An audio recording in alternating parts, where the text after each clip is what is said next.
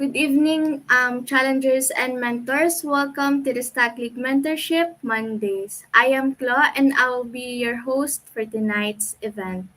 This evening, our goal would be for you, challengers, to unlock bronze level with the help of our gold challenger mentors. This is your chance to ask for advice from the featured mentors while you're solving the challenges.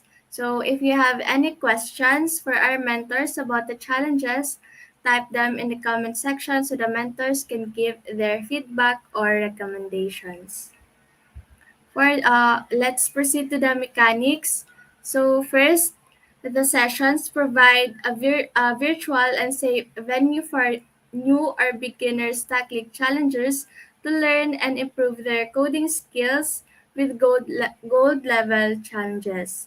Mentorship Mondays are for unranked participants who wants to level up to bronze, while Mentorship Tuesdays are for bronze challengers who want to level up to silver.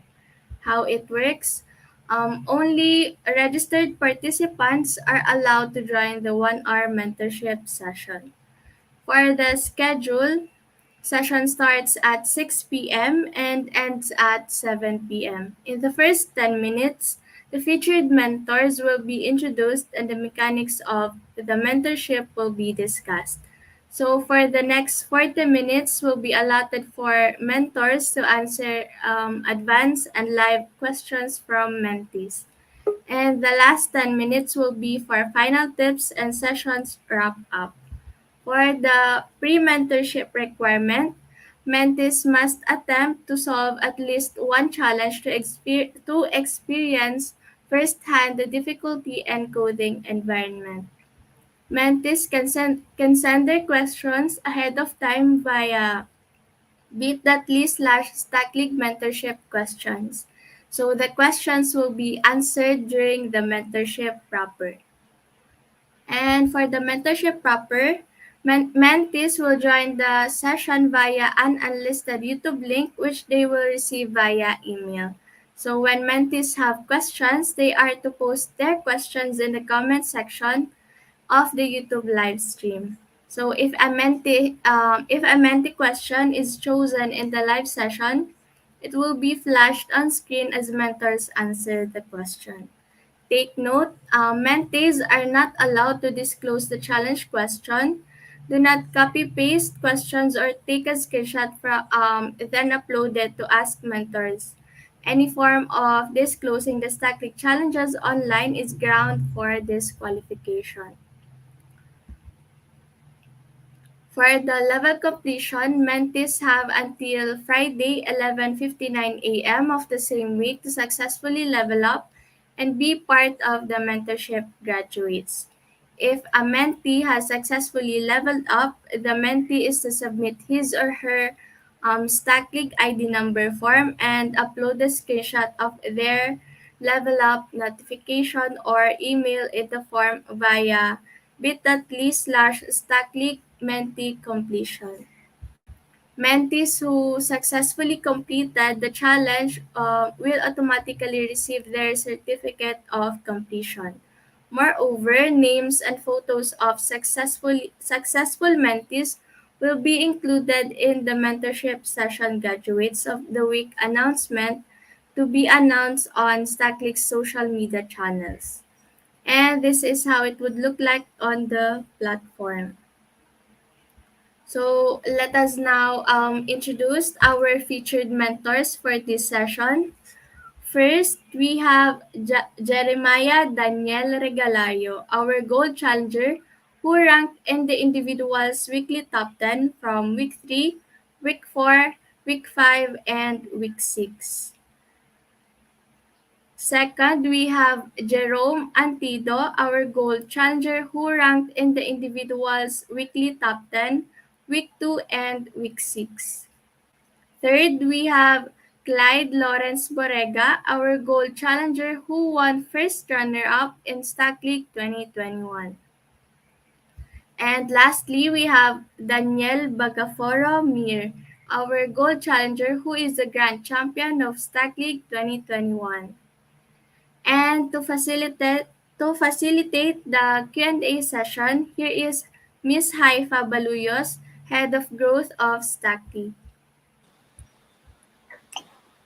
Hello! Ayun. Thank you so much, Chloe, for the introduction. And hopefully, all of our participants, all of our mentees are getting a chill evening as we try to learn from our really good mentors here. So maybe before Chloe already introduced our mentors, but before that one, maybe we can say a few words from our mentors. Let's start, let's say, with Jeremiah.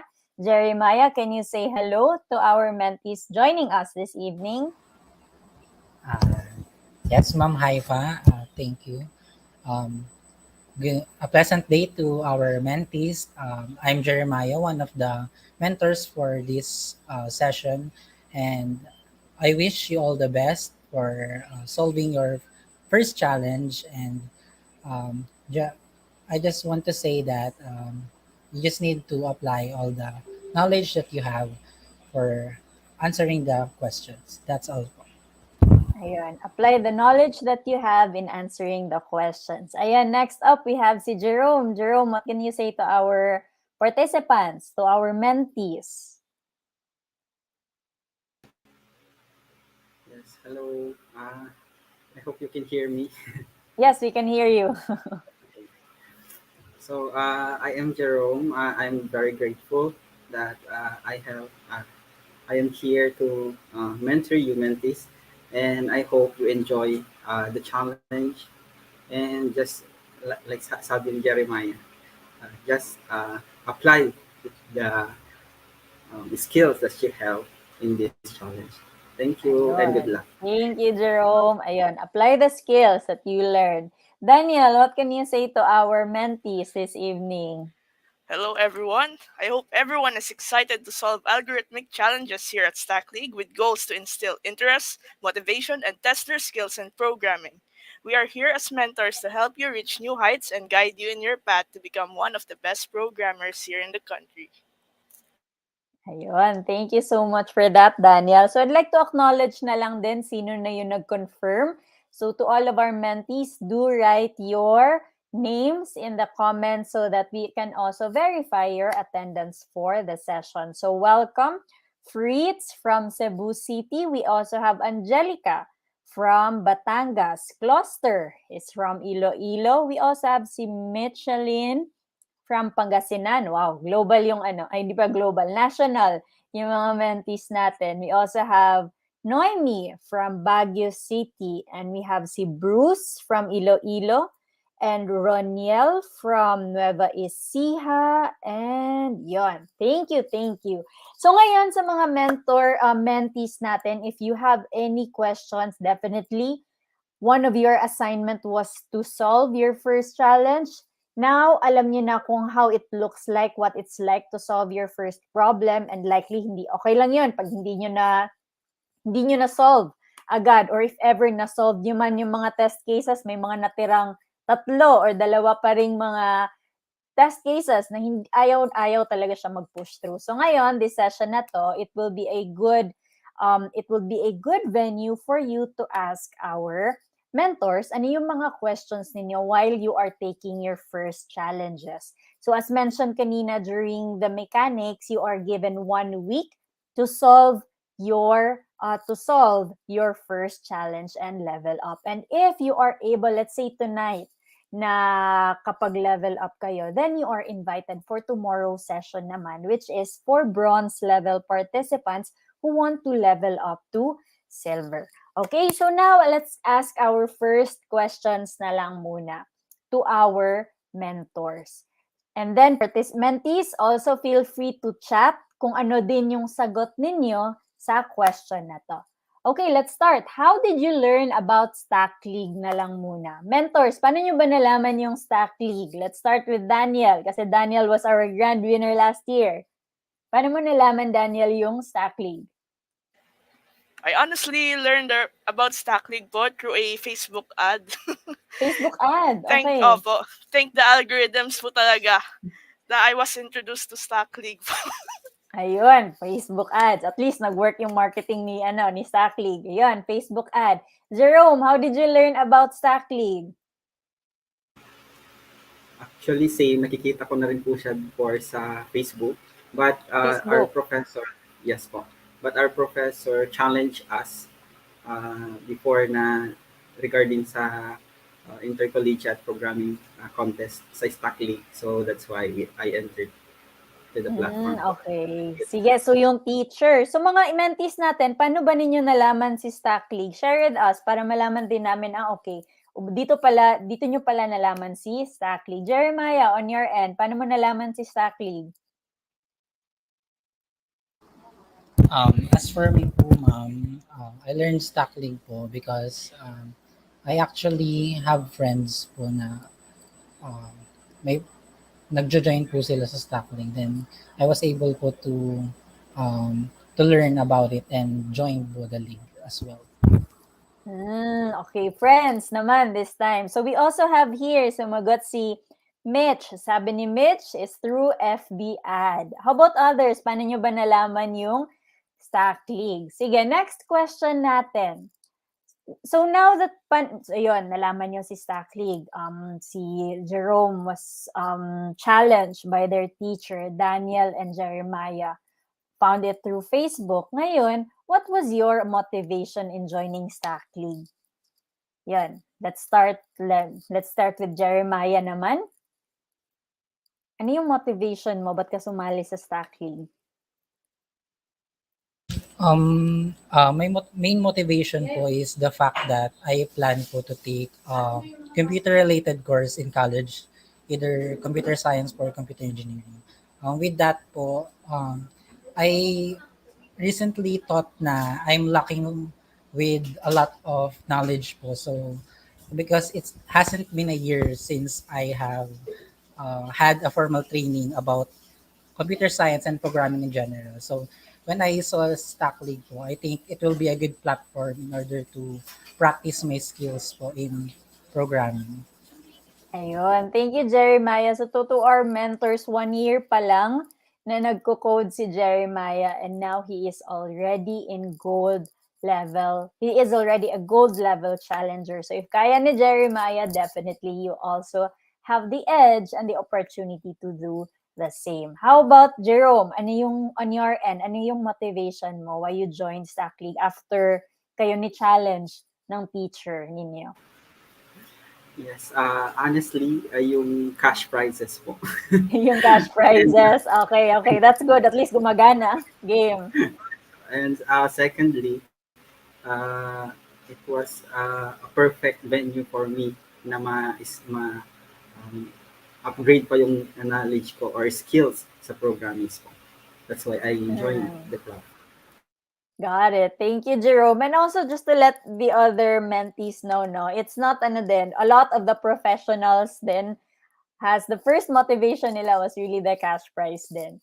Ayun. And for Daniel, who got a lot of our cash prizes from StackLeague 2021, what was your motivation then when you started out? So, honestly po, I just wanted to learn more about programming outside of my school's curriculum po. So, yes, Stack League is really a good place to learn, to practice your skills, especially in algorithms and data structures. Tapos, yeah, cash prizes. I want to have a good student background for more scholarships for, school, college, no? Yun. Ayun. Tapos, I got Mm-mm. more opportunities outside of school. More I got my name out there for the industry, at a young Mm-mm. age. Yun. So, thank you so much for sharing that, Daniel. Ngayon, for our, I forgot sino nag-mention. I think it was Jerome yata yung nag-mention about, or Jerome or Daniel ba yun? I have short memory. So, you mentioned, guys, our mentors, you mentioned about data structures and algorithms. So before we move into that, yan kasi yung magiging focus din natin for this session. But before we move into that one, when you were still starting, kasi a lot of our mentees here, kasi start lang din nila, ano yung mga first mistakes that you've made when you were still starting in the league? If you can share that with us, para yung mga mentees din natin, they can also avoid yung mga mistakes na yon. So this time, maybe let's start with Jerome. For me, when I first entered into this challenge, uh, malaking factor yung comprehensions natin sa pagbabasa Comprehension. ng Reading problem. comprehension. Yeah, reading Mm-mm. comprehensions. That's why need natin na i-read twice or 5 times, 10 times yung problem para hindi tayo mahirapan sa pagkukode natin ng algorithm. Yun po yung naging Mm. problem before. Yun talaga yung maging one of the mistakes, no? Ayun. And agree din kasi a lot of our questions may mga kwento, may mga backstories din. So yun, big mistake ni what Jerome learned was really to read yung problem or yung challenges 5 or even 10 times. Ayun. How about Daniel? What was your first mistake or first series of mistakes when you were still starting sa Stack League? My first mistake.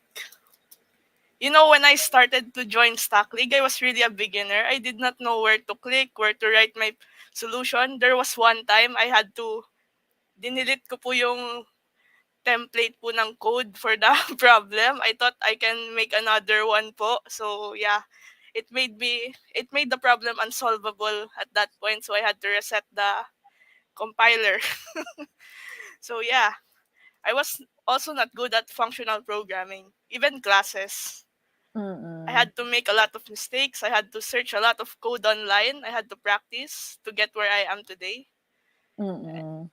I am just like you before I became Stack League's past grand champion. So I just practice hard to get here po talaga. Ayun. So, ayun, as simple as that one, si Daniel nga hindi niya alam paano mag-click, hindi niya din alam na dinilit niya din yung template natin for the league, which is very critical. Otherwise, hindi talaga marurun or hindi siya matetest yung code na ginagawa ninyo sa league. Ayun. So, with that one, everyone, it's really important din ka, especially for Daniel, how she came here, wherever she is today, is that, yun nga, takes a lot of practice and a lot of research din talaga. Ayan, if you have questions pala, feel free, while we encourage you to type in your questions dito sa chat or sa comments so that our mentors can answer them in a bit. Okay, Jeremiah, ikaw, ano yung mga first mistakes mo when you were still starting out? I think po, yung notable na mistake ko when I was still starting, hindi ko po tinitignan ng maayos yung possible na constraint or uh, meron po kasing sa stock league po na problems, there are cases na there will be invalid inputs po na ilalagay nila. So, most of the time, for the test cases, my code will work. Pero if I will test it dun sa talagang test cases po na available is hindi may mga errors po, hindi ko siya may hit lahat ng check mark. So I think po one thing na everyone should learn is to check for if meron kang na-miss na cases kasi very important siya para ma-hit po yung lahat ng check marks and magbigay ng higher score. Ayun. So, constraints, no, Jeremiah, tama ba? Yes po, ma'am. Okay, sige. So, yun. Take note of the constraints kasi as mentioned nga kanina, for Stack League, it is really more of making sure na tama yung you hit all the test cases na available doon. Ayun. Sige, would like to also welcome our newcomers in the sessions. Welcome si Dina from Pangasinan and also Naomi or Noemi ba to? Is it? Ay, Noemi. So Noemi also mentioned pala kanina to answer the question. She also found ayun. Noemi found out about StackLeague through instructor then. And also welcome pala Jigger John Mendeja from NCR. We also have Krisha and at Cuban from Batangas. And also Mike Redondo from Batangas as well. Ayun. So now na alam na ninyo ano yung mga common mistakes ng mga mentors. And take note, these are all gold level challengers. That means all of the gold level challengers, they also started then from the bottom. And yun took a lot of practice, yung constraint ng coding, and definitely yung code reading comprehensions. Ayun, next question natin would be, you mentioned to us mentors yung first challenge ninyo, no? How did you conquer your first bronze challenge? Ayun. So, let's start siguro with Daniel kasi interesting yung start ni Daniel na wherein hindi niya talaga alam saan mag-click and dinilit niya pa yung buong template ng code. Ayun, Daniel, how did you conquer your first challenge? So, the first bronze challenge I finished was from last year. Honestly, it took me a week to solve one.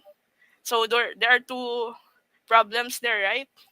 I had to I had to solve a lot of those. They were not perfect. Some were 70%, 80. I was lucky to have 100. So what I did was I was desperate. I was desperate.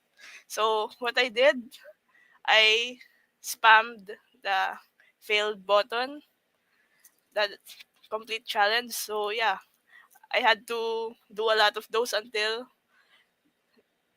there are two problems on the same challenge that I solved correctly po. That was the first thing. I had to really be Mm-mm. desperate po talaga. Ayun. So, other term na lang siguro, Daniel, is persistence. Okay. Mas maganda pakinggan. Okay, Ayan. So, persistence. persistence. So, ayun, Daniel was really, okay. So, everyone, for this mentorship, you actually, based as well sa inputs din ni Daniel, was that before, we were just thinking na gagawin niyo siya in 40 minutes. Ngayon, sa mentorship na to, you have 1 week to complete your first challenge to be part of the graduates of the week for this mentorship. And ayun, persistence if or desperation sa term ni Daniel is that you really have to ayun, so if you fail, just try again. Wala namang magja-judge sa inyo kasi kayo lang din naman yung nakakaalam kung hindi niyo siya na-solve, then just try again. Wala nakakaalam niyan, it's just you. And then, kung whatever it is that you learn, as also Daniel mentioned na, some of it 70%, some of it 80%. Sa bronze kasi, you cannot move forward if hindi mo siya magiging, or if hindi mo makomplete yung 100%. So, you really have to complete all of those percentages for you to move forward. Ayan, thank you for that, Daniel. How about Jeremiah? Paano mo naman na-solve yung first bronze challenge mo? For my first bronze challenge po, I think po kasi compared to silver level tsaka gold level na challenge, yung bronze challenge po talaga yung pinaka somehow hardest po na mapasok. Kasi for me po, as what I've noticed po from solving the problems, most po ng mga bronze level na problems, they are short, relatively short, pero they require really good understanding po of the topic. Kailangan mahit, just like what I've said po, kailangan mahit mo talaga yung mga constraints na yun. So, nung nag-start pa lang po ako, nahirapan ako na um, ma maget po yung yung lahat ng checks po. Pero luckily, after many tries po, I was able to solve po the problems with 100%. That's my first challenge. Yes. Mm. Ayun. Thank you so much for that, Jeremiah. Ayun nga, it takes a lot of comprehension din for you to get your first first bronze challenge. So, guys, align din to sa sinabi din ni Jerome kanina na you really have to read the problems 5 times or even 10 times and you need to understand ano yung tinatanong ng question na yun. Okay, next up, Jerome, ikaw, how did you conquer your first bronze challenge? Um, kagaya po ng fellow mentors ko, I did not pass my first bronze challenge na 100% din. That's why there is a need for everybody na try and try. So do not look at the solution after the first try. So you need to try it many times. So after many failures, just keep the problem aside and again try it from after some tries na, or if hindi ako nag-succeed dun sa case na yon, and then look for another solution.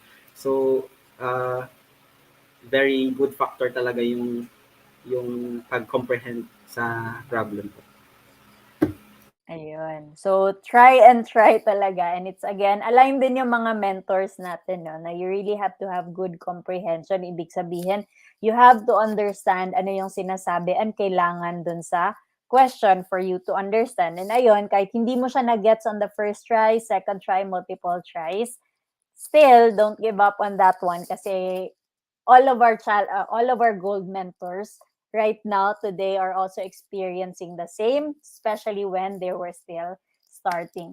So we have your question from Noemi, no? Do the high five.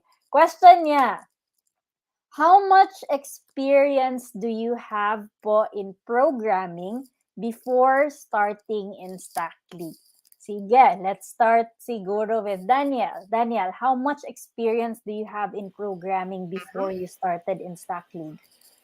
Hello, Naomi. So, how much experience did I have in programming before StackLeague? Honestly, I was just a grade 12 student. I was just a grade 12 student who is really having a hard time po in programming. I was not enjoying, honestly, dati. I was not really enjoying. I despised programming po talaga dati. But with Stack League, they gamified the environment. There was competition, there was challengers, there was participants, there was other people who are struggling with you. So yeah, that made me love programming. That made me have a competitive spirit to beat everyone. Yeah, so that Ayun. may be a motivation then for me. So yeah, with Stack League, I got to love programming more, and yeah, it will help Ay, me in the future. ayun. Thank you so much, Daniel. No? So, Normie, essentially, close to zero yung experience ni Hmm. Daniel when she was still starting because essentially she was still grade 12 then. Ayun, we also have here, let's ask Jerome. Jerome, how much experience did you have before in programming when starting in Stack League?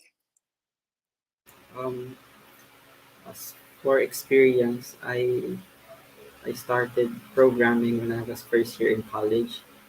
I am third year now, so nearly uh, 3 years na po. But my experience was not that hindi in-depth yung programming dahil hindi naman lahat programming yung courses or subjects namin sa school.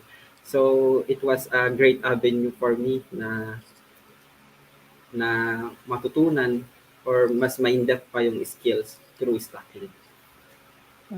Ayun. So for those din pala na IT students today na sumasali, mentees natin ng mga IT students, computer science students, or information systems, or maybe even computer engineering.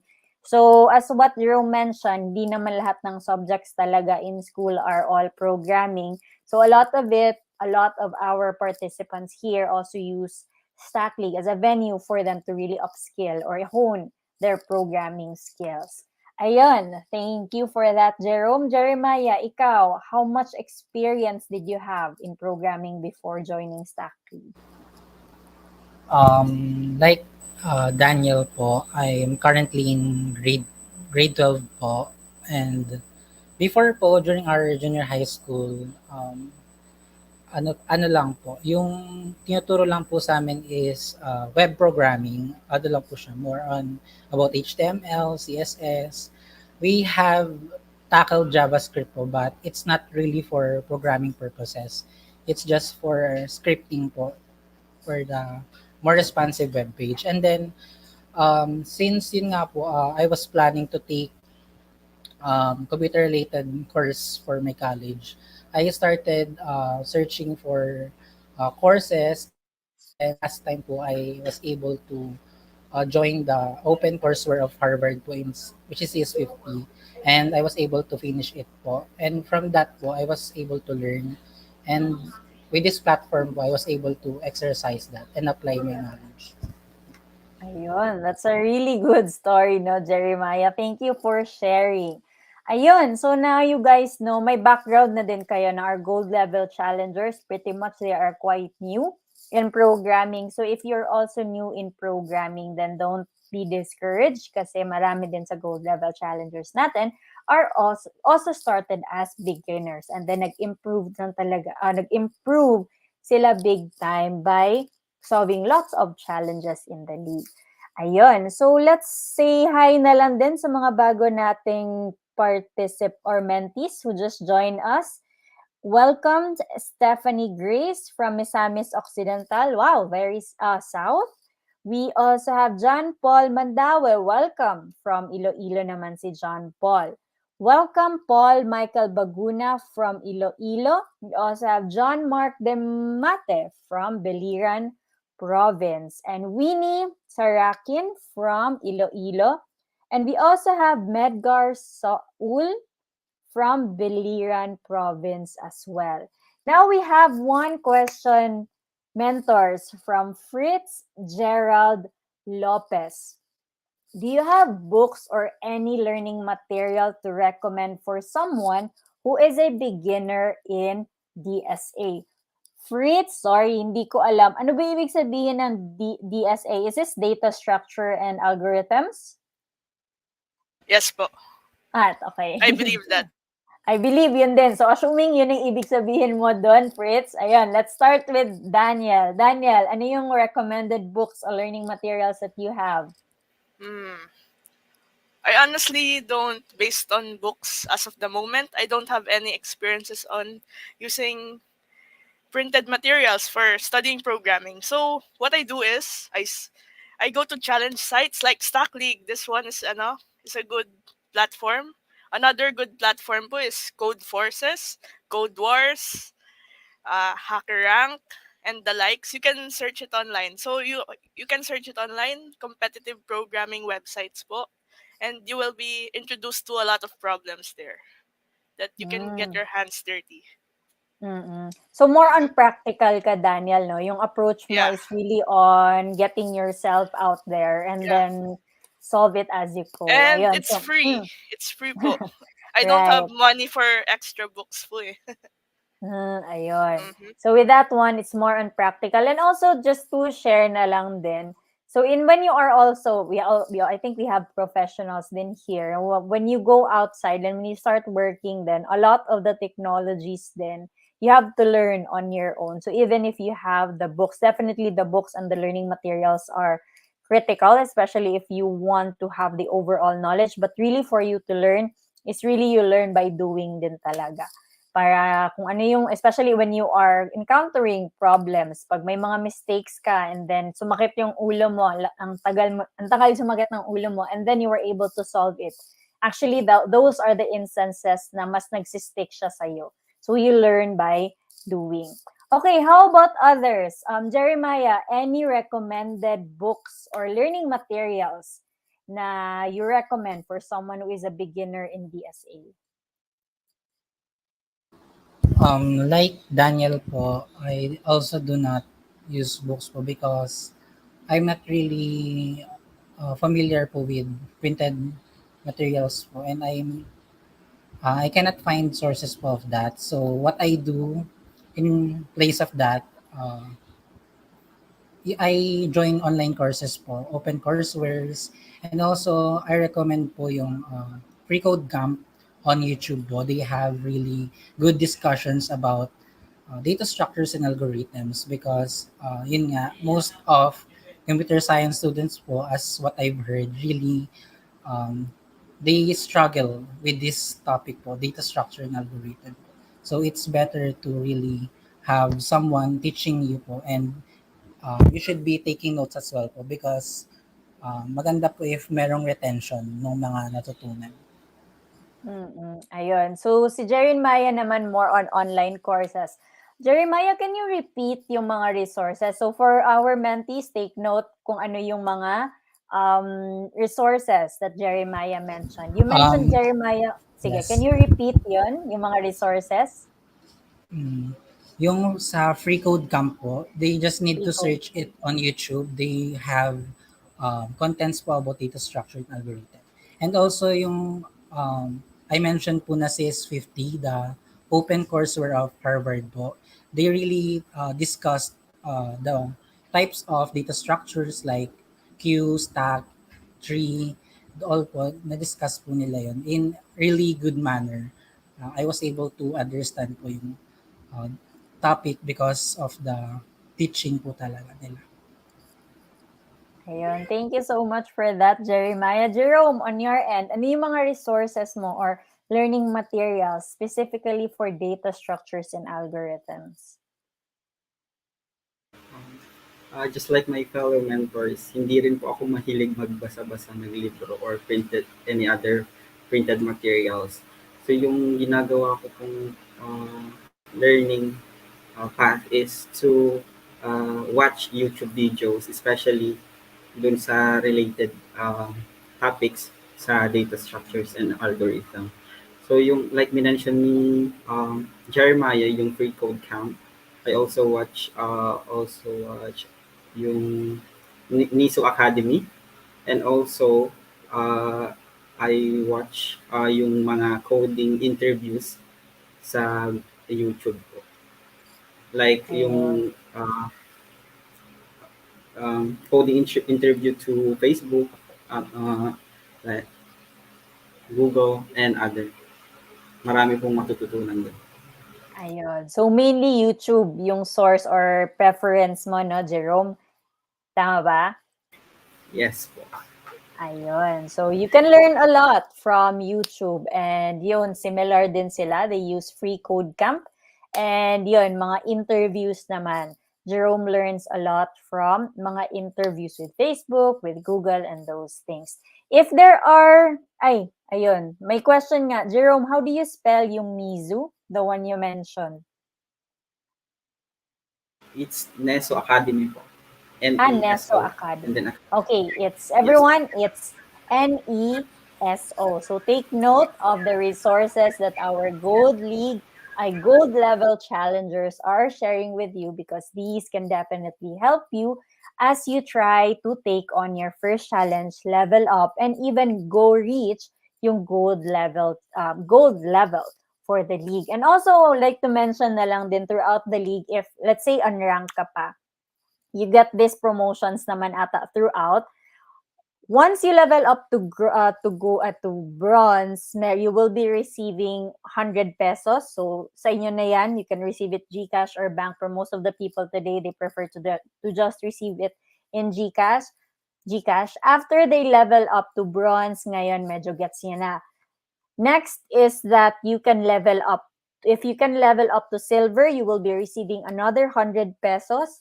And then after you will be leveling up to gold, you will be then receiving 300 pesos. So if this week kaya nyong mag-level up ng bronze, silver, and then gold by Friday, that means within this week, you will be receiving 500 pesos as you just level up. And who knows, baka mas gagaling kayo, and then you will be part of the weekly top 10 then. And the weekly top 10, you will be also receiving 500 pesos per person. And that's on top of your level up.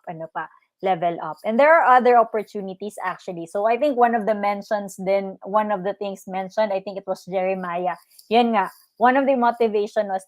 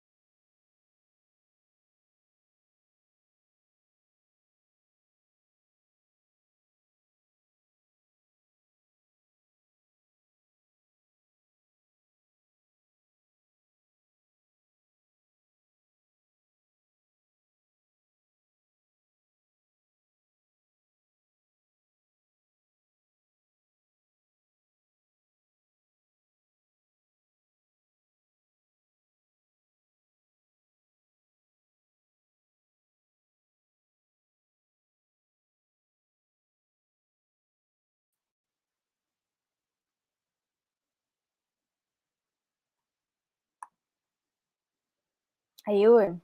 Are we back? Sorry, nawala yung internet or I'm not sure ano nangyari. Daniel, Jerome, Jeremiah, can you guys hear me? Yes, ma'am. Ayun. Jerome, Daniel, are you guys here? Yes po.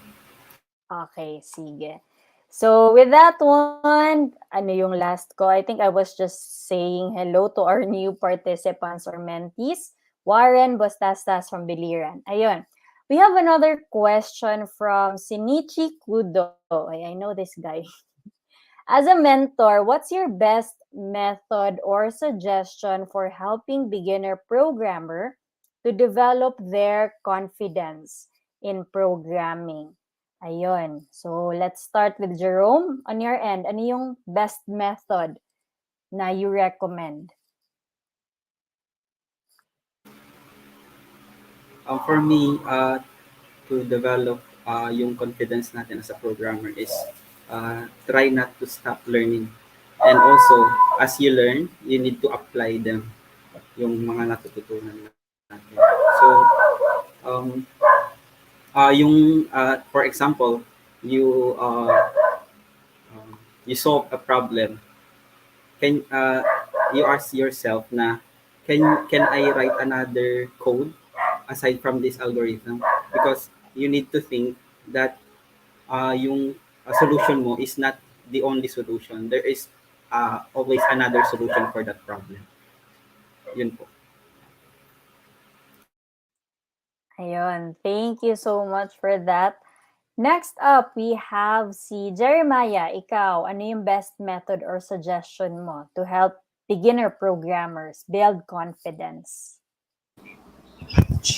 Best suggestion ko po as a mentor is you should have a specific language po na you're really comfortable with. Para sa akin po, super important na you are familiar with the language na ginagamit, whether it's Python, JavaScript, or C Sharp. I think po it's important because maraming capabilities yung isang function ay yung isang language po na kaya niyang ma-draw yung ma-solve yung mga problems easily. For example po, like me, I'm using Python and I'm really confident with using it because I'm familiar with the syntax, with the functions po na included sa Python. So, I suggest po with our mentees here na they should really study po kung ano man yung paano programming language na ginagamit nila para madali sila at maging confident po sila sa pag-solve ng mga problems. Ayun, sige. So, ayun, suggestion would be pick your programming language na you want to be really good at. Kasi once you are confident in that language, that means mas expanded yung potential or yung yung possibilities on how to solve yung problem. So may mga different libraries then you can use, different functions that you can use then when you are familiar with a language. So kung bago ka, if it's your first time, si Jeremiah, he mentioned yung mga different languages, no? So there are 5 supported languages here in the league. So we have it's C sharp, and then we also have Java, JavaScript, Python, and PHP. So mga participants, mga mentees, can you comment down in the comment section ano yung mga language na ginagamit ninyo? Or at least ano yung language na ginamit ninyo in your first challenge as part of your assignment. So we also know kung ano yung mga languages that you use. So if Jeremiah is using Python, how about Jerome? Ano yung language na ginagamit mo right now sa league?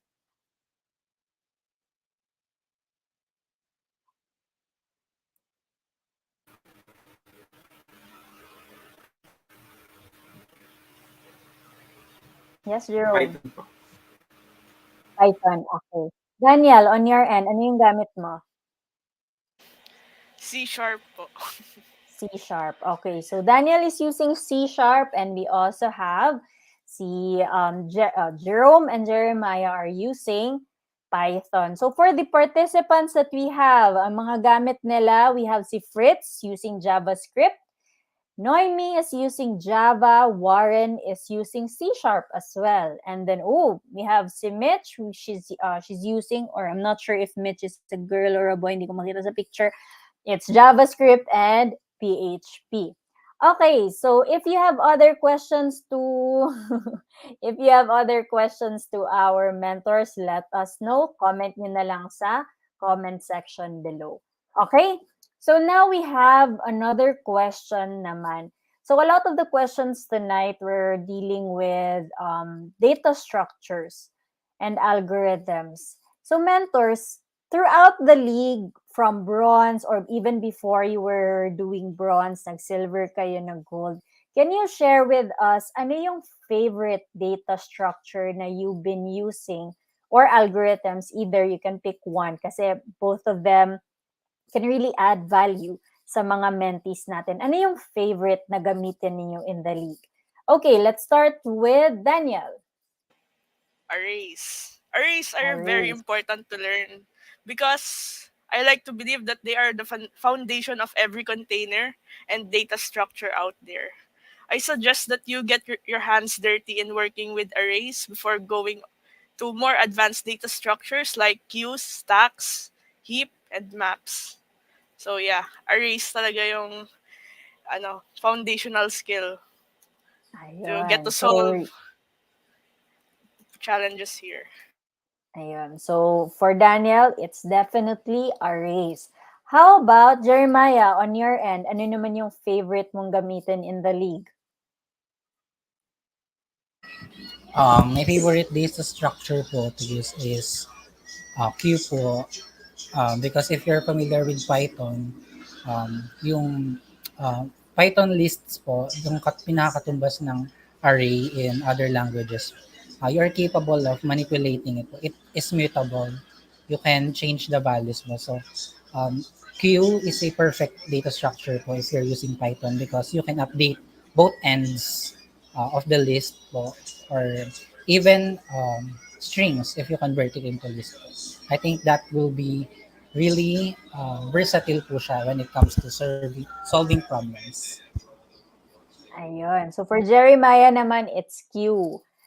Kasi yun, it's also mutable. Especially, it's very helpful if you are using Python. So, for those mentees natin na gumagamit ng Python, take note of the tips that we have here from our mentors. Now, Jerome, on your end, ano yung favorite mo?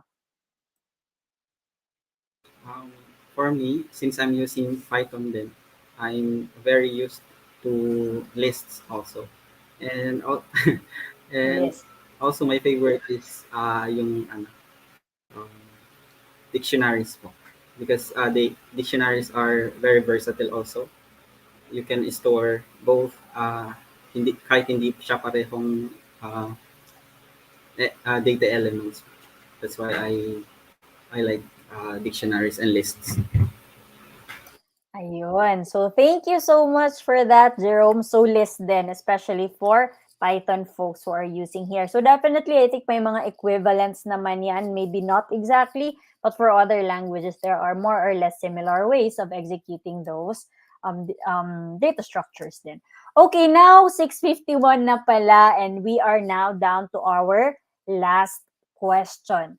So, since if may mga pahabol pa kayo na questions, pwede nyo na ding i-type yan sa comments. Our mentors might have time to check yung YouTube channel na to and they will be able to answer your questions there. But for the wrap-up question na lang for our mentors and to our mentees here tonight, ayun, what are your tips to our unranked participants who want to level up to bronze this week? Ayun, very specific yung question. Hindi lang sa develop confidence, but definitely, paano ba nila how can they solve their first and how can they level up to bronze this week by Friday? Ayun, ano yung mga tips ninyo? Let's start with Jeremiah. I really want to say this po, no? I suggest po to everyone na they should have uh, a separate IDE or integrated development environment po, where they can really code and execute po. They can try the test cases on that certain IDE. For me po, I use Visual Studio Code, but they may opt using other po na much simpler if they are not yet familiar with. There's Sublime Text po, which is really a um, good software to for as an IDE. Ang kagandahan po kasi niya is nako-compile din po yung mga works nyo and makakapag-note po kayo kung ano yung mga shorts, kung saan kayo nagkulang during the past problems, and magiging maganda po siya na parang naka-organize po yung mga kinode ninyo. So yun po yung suggestion ko uh, sa mga mentees natin. Ayun. So have your own IDE, everyone. So some of you, if you're a beginner, you might go ahead, magko-code na kayo dun sa platform mismo, which you can. But our mentor, Jeremiah, recommends that you have your own IDE. And it's good kasi if you are able to save then your code, magta-test ka dun, you also have a copy of your own solution and you can also do comments then. Ayun, we also have him, Jerome. Ano yung tips mo for our mentees who wants to level up to bronze this week?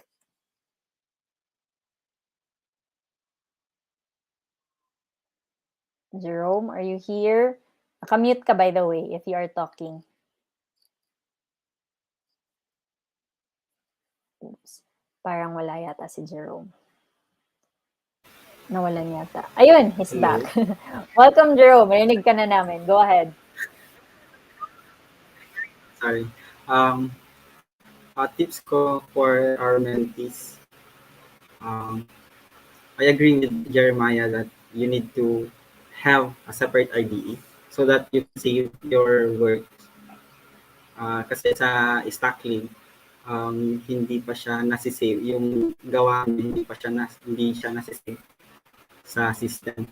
And also, practice lang. You need to practice while you are learning. And while you are learning, you need to put that in action. Ayun. Thank Thank you you. for that, Jerome. So, ayun. IDE din and practice. So, kung ano yung mga natutunan mo, apply it and then practice yung mga natutunan mo. And finally, we have si Daniel. Daniel, ano yung tips mo for our mentees who want to level up this week? I agree with both of my fellow mentors here. Ano po. So, another piece of advice I want to give you is that solve a lot of problems. Solve those problems and collect them. Collect all of them po. Tapos, another thought I want to get out there is that algorithms don't have to be complicated. The online definition of an algorithm is a process or set of rules to be followed in calculation or other problem solving operations, especially by a computer. Algorithms can simply be a process to add two integers together or a process to concatenate two strings together. There's no fixed process to solve all problems. That is StackLeague's underlying challenge po talaga. Because of this, yeah, yun po. There's no Ayun. fixed s- there's no fixed process to solve all problems. You have to think about that. There's no fixed process po talaga. So, yeah, you have to be flexible. You have to really get to know what does what and all of that and get your hands dirty. Yeah. Ayun. Thank you so much for that, Daniel. Ayun. As bottom line done is that there are multiple ways to kill something. I forgot ano yung phrase doon. Pero there are multiple ways to solve a problem. If you think na very Opo. scientific Mhm. si computer, yung Mhm. programming, essentially, you can also be very creative in solving different problems. And also, industry case na Opo. lang, if you guys are also graduating, in the industry, there are different programmers, diba? They also have their own different styles na magko-code. So it's the same way here. So there, every programmer has different styles. May mga preference sila, but there are also part na yung what is the most optimal way of solving problems. So yan, you will go there, especially if you enter the industry now. But for the meantime, it is best that what our mentors mentioned, always practice what you learned. Otherwise, hindi magsistick sa inyo. And yun nga, sabi ni Daniel, solve a lot of problems. Don't stay na isang problem lang and then magsistay ka lang talaga doon. Solve as many problems as you can because that's the only way for you to learn din. Kung ano yung matutunan mo dun sa problem number 1, maybe you will be able to use that one in your problem number 20th. So, mas mabilis na yung si problem number 20th. And I think that's it for tonight. Almost overtime na. But thank you so much again, Daniel, Jerome, and Jeremiah. Any final words to our mentors na lang, our mentees before we wrap up the night? Jeremiah? For final words po, to our mentees, I wish you all the best for solving the challenge, and I hope that you'll be able to get the bronze level promotion that you deserve. Thank you. Ayun. Thanks, Jeremiah. How about Jerome? What's your final message to our mentees joining us tonight?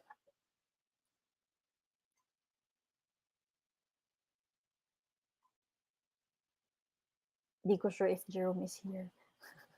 Sige. Let's skip Jerome na lang. Nawala na yata ng internet. Daniel, what's your final words to our mentees? Another, I am reaching out to all my mentees out there. You can chat me at StackRec. If you have any questions po, I'm willing to answer all of them. I'm willing to help all of you. Ayun. Yeah.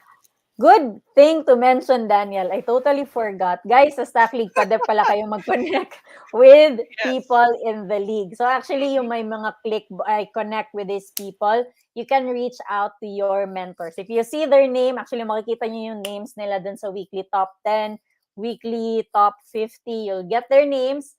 Click nyo lang yung connect, then you can reach out to them. You can chat them if you have questions. They're very willing to help you out as well. And I think that's it. This was a very fun session. Thank you, everyone. Now, bringing back our host, Chloe. Chloe, you can take it away.